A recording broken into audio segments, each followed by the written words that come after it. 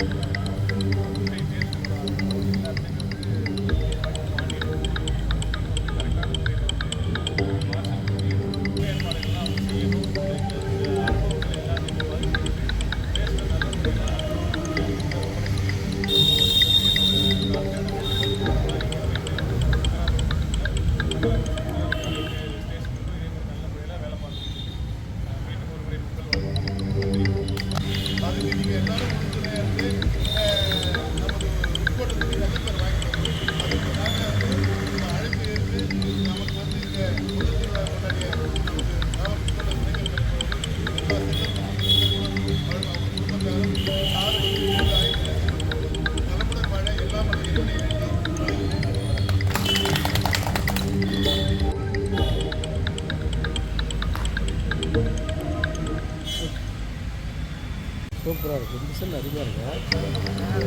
Rate என்ன தெரியுமா? பட்டு சட்டை மாதிரி